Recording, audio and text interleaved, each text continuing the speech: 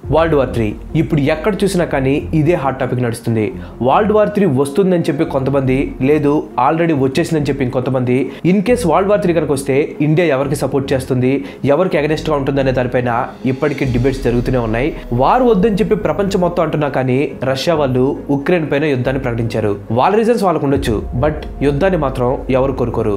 So ఇందుకని యుద్ధాన్ని ఆపడం కోసం కొన్ని కంట్రీస్ అండ్ వాళ్ళ స్వలాభం కోసం ఇంకొన్ని కంట్రీస్ రష్యా పైన ఆంక్షలు విధించారు. అంటే రష్యాకి సంబంధించిన బిజినెస్ డీలింగ్స్ ఏవైతే ఉంటాయో వాటన్నిటిని వాళ్ళు కట్ చేసుకోవడం జరిగింది. యునైటెడ్ నేషన్స్ వాళ్ళు రష్యా ఉక్రెయిన్ పైన యుద్ధాన్ని ఆపాలని చెప్పేసి డ్రాఫ్ట్ రిజల్యూషన్ లో ఓట్ చేయమని చెప్పి అన్ని కంట్రీస్ అడిగారు. అండ్ ఇక్కడ ఇంట్రెస్టింగ్ థింగ్ ఏంటంటే ఆ ఓట్ ని ఇండియా వాళ్ళు వేయలేదు.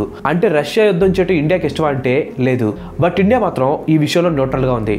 కేవలం ఈ ఒక్క విషయం కాదు, రష్యాకి సంబంధించిన ఏ విషయంలో సరే ఇండియా రష్యాని మాత్రం అపోజ్ చేయదు. దీనికి రీజన్ రష్యాకి ఇండియాకు ఉన్న హిస్టరీ. అసలు ఆ హిస్టరీ ఏంటి, రష్యాకి ఇండియాకి ఫ్రెండ్షిప్ ఎలా స్టార్ట్ అయింది, ఈ అన్ని విషయాన్ని ఈ వీడియోలో చూసేద్దాం. 1970 పాకిస్తాన్ ఎలక్షన్స్. అప్పట్లో రెండు పాకిస్తాన్ ఉండేవి, ఒకటి ఈస్ట్ పాకిస్తాన్ అండ్ ఇంకోటి వెస్ట్ పాకిస్తాన్. ఇప్పటి బంగ్లాదేశే అప్పటి ఈస్ట్ పాకిస్తాన్. ఈస్ట్ పాకిస్తాన్ నుండి షేక్ ముజిబుర్ ప్రైమ్ మినిస్టర్ గా ఎన్నికయ్యాడు. పాకిస్తాన్ లో ఒక మైనారిటీ ప్రాంతానికి చెందిన ముజిబుర్ ప్రధానిగా ఎన్నికవడం పాకిస్తాన్ ఆర్మీకి, మతం పేరుతో పెద్దలుగా చలామణి అవుతున్న కొంతమందికి అస్సలు నచ్చలేదు. దీంతో ప్లాన్ చేసి మరి రాత్రికి రాత్రే పాకిస్తాన్ ఆర్మీ షేక్ ముజిబుర్ ని అరెస్ట్ చేసింది. అప్పటికే ఈస్ట్ పాకిస్తాన్ లో బెంగాలీస్ ని స్లేవ్స్ లాగా చూసేవాళ్ళు. దీంతో ఈస్ట్ పాకిస్తాన్ ని ఒక ఇండిపెండెంట్ కంట్రీగా ప్రకటించాలని చెప్పి డిమాండ్ చేస్తూ ఉండేవాళ్ళు. ముజిబుర్ అరెస్ట్ తో ఆ డిమాండ్ కాస్త ఒక మూవ్మెంట్ లాగా మారింది. ఈస్ట్ పాకిస్తాన్ లోని బెంగాలీస్ అందరూ తమకు ఇండిపెండెన్స్ కావాలని చెప్పేసి పోరాటం చేయడం స్టార్ట్ చేశారు. పాకిస్తాన్ ఆర్మీ ఈ స్వతంత్ర ఉద్యమాన్ని అణిచేయడానికి దొరికిన వాళ్ళని దొరికినట్టు చంపేయడం స్టార్ట్ చేశారు. దీంతో చేసేదేం లేక ఆ బెంగాలీస్ అందరూ అక్కడి నుంచి పారిపోయి ఇండియాలోకి రావడం స్టార్ట్ చేశారు. మొదట్లో ఇండియన్ గవర్నమెంట్ వచ్చిన వాళ్ళని ఆదరించింది, కానీ వీళ్ళ సంఖ్య రోజు రోజుకి పెరిగిపోవడంతో ఇండియన్ గవర్నమెంట్ కి ఏం చేయాలో అర్థం కాలేదు. ఇలా వచ్చే వాళ్ళు ఒకవైపు అయితే ఇంకోవైపు బెంగాలీస్ పైన పాకిస్తాన్ వాళ్ళు దాడులు చేయడం స్టార్ట్ చేశారు.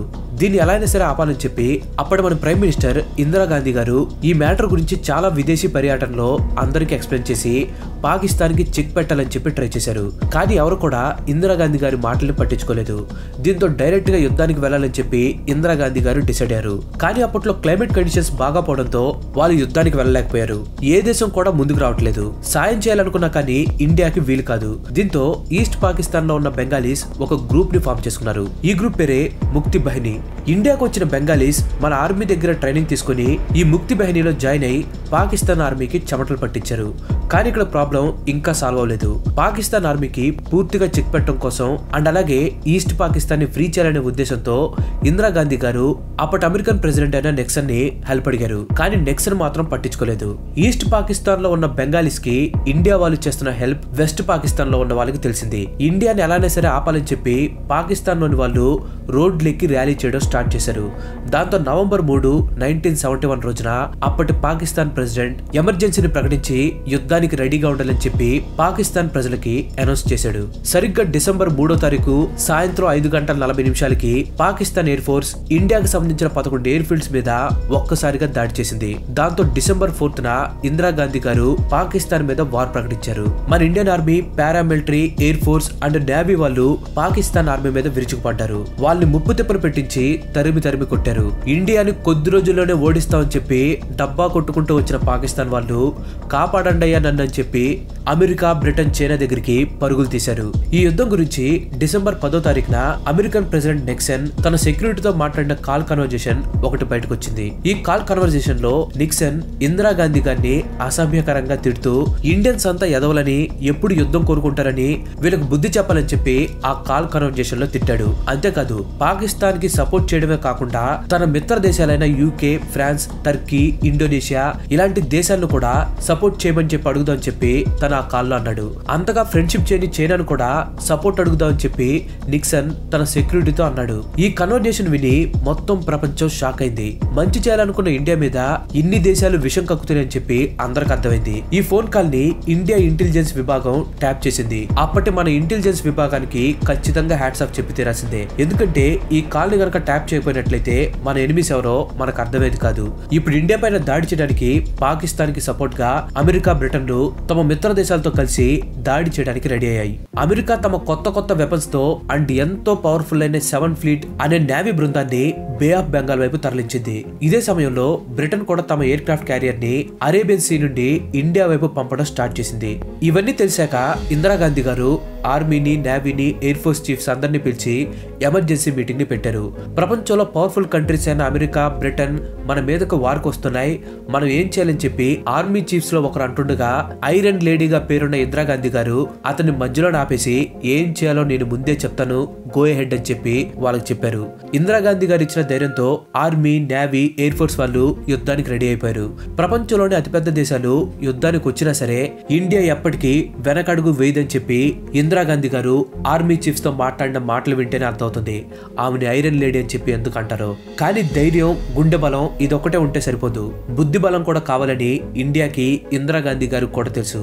సో వార్ స్టార్ట్ అవ్వకముందే ఇండియా తన బెస్ట్ అండ్ పవర్ఫుల్ వెపన్ ని యూజ్ చేసింది. అండ్ ఆ వెపన్ మరేదో కాదు, ఇండో సోవియట్ ట్రీటీ. ఆగస్టు 9, 1971 రోజున ఇండియా సోవియట్ యూనియన్ తో ఇండో సోవియట్ యూనియన్ సెక్యూరిటీ ట్రీటీని కుదుర్చుకుంది. ఈ ట్రీటీలో భాగంగా ఇండియా లేదా సోవియట్ యూనియన్ మీద ఏ ఇతర దేశాలైనా యుద్ధానికి వస్తే ఒకరికొకరు పూర్తిగా సపోర్ట్ చేసుకోవాలి. సో సింపుల్ గా చెప్పాలంటే వేరే కంట్రీస్ అటాక్ చేస్తే ఇండియా ఇంకా సోవియట్ యూనియన్ తన ఆర్మీస్ ని ఒకటిగా చేసి పోరాడాలి. ఈ ట్రీటీని యూజ్ చేసుకోవడానికి రీజన్ ఇండియా దగ్గర ఆర్మీ లేక కాదు, ఆల్రెడీ పాకిస్తాన్ కి Jordan, Turkey, France, Indonesia, Iran ఇలా చుట్టుపక్కల కంట్రీస్ అన్ని తెగ హెల్ప్ చేయడం స్టార్ట్ చేశాయి. ఎయిర్ క్రాఫ్ట్స్ అండ్ అలాగే నేవీ షిప్స్ ని సప్లై చేశాయి. వీటిని ఇండియన్ ఆర్మీ సమర్థవంతంగా ఎదుర్కొని పాకిస్తాన్ ఆర్మీకి గట్టి సమాధానం ఇచ్చాయి. కానీ అమెరికా ఇంకా బ్రిటన్ కనుక ఎంటర్ అయితే ఇండియా చిక్కుల్లో పడిపోతుంది. సో అక్కడే మనకి సోవియట్ యూనియన్ హెల్ప్ అయింది. ఒక్కసారి సోవియట్ యూనియన్ సీన్ లోకి ఎంటర్ అయ్యాక కథ మొత్తం మారిపోయింది. అప్పట్లో సోవియట్ యూనియన్ అంటేనే మిగతా కంట్రీస్ అన్నిటికీ వెన్నులో వణుకు పుట్టేది. అమెరికా ఇంకా బ్రిటన్ జాయింట్ అటాక్ ని అడ్డుకోవడానికి డిసెంబర్ 13న సోవియట్ యూనియన్ తమ పవర్ఫుల్ ఫ్లోటిల్లా అనే బ్యాటిల్ షిప్ ని ఇండియాకి సపోర్ట్ గా పంపింది. ఈ ఫ్లోటిల్లాలో nuclear ships, atomic submarines, missiles ఇలా డేంజరస్ వెపన్స్ అన్ని ఉన్నాయి. కానీ వీటి రేంజ్ మాత్రం చాలా తక్కువగా ఉండేది. అవి కేవలం 300 కిలోమీటర్ల కంటే ఎక్కువ దూరం ఫైర్ చేయలేవు. అందుకని సోవియట్ యూనియన్ ఈ బ్యాటిల్ షిప్స్ ని అమెరికా ఇంకా బ్రిటన్ షిప్స్ కి అతి దగ్గరికి తీసుకొని వెళ్ళింది. ఇలా ఒక మిత్ర దేశం కోసం రెండు పవర్ఫుల్ కంట్రీస్ తో, అది కూడా అంత దగ్గరగా ఫైట్ కి రావడం ఇదే ఫస్ట్ టైం. ఇక్కడే సోవియట్ యూనియన్ ఎంత పవర్ఫుల్ అనేది అర్థమవుతుంది. సోవియట్ యూనియన్ తన సబ్మెరైన్స్ ని సీలోకి వదిలి అవి బయటికి కనిపించేలా సర్ఫేస్ మీదకి తెచ్చింది. ఇలా చేయడానికి రీజన్ మీకంటే ముందు మేమే ఇండియాని చుట్టుముట్టాం, మీరు ఇండియాలోకి ఎంటర్ అవ్వాలంటే ముందు మమ్మల్ని దాటుకొని రావాలని చెప్పి ఒక సిగ్నల్ ని సోవియట్ యూనియన్ వాళ్ళు అమెరికా అండ్ బ్రిటన్ కి పంపించారు. అమెరికా ఇంకా బ్రిటన్ ఈస్ట్ పాకిస్తాన్ లేదా వెస్ట్ పాకిస్తాన్ నుండి ఇండియా మీదకు వార్కు వచ్చే ఛాన్స్ లేకుండా సోవియట్ యూనియన్ తమ ఆర్మీని ఇండియా చుట్టూ అరేంజ్ చేసింది. సోవియట్ బ్యాటిల్ షిప్స్ ని, సబ్మెరైన్స్ ని చూసి అమెరికా 7 ఫ్లీట్ కి ఇంకా బ్రిటన్ ఈగల్ ఫ్లీట్ కి దిమ్మ తిరిగిపోయింది. కేజీఎఫ్ లో రాకీ బాయ్ని చూసి షిప్స్ ఎలా వెనక్కి తిరిగాయో సేమ్ అలానే ఈ రెండు బ్యాటిల్ షిప్స్ కూడా సోవియట్ యూనియన్ దెబ్బకి తోక ముడుచుకొని మరి వెనక్కి వెళ్ళిపోయాయి. అమెరికా, బ్రిటన్ వెనక్కి తగ్గడంతో ఇండియన్ ఆర్మీ రెచ్చిపోయింది.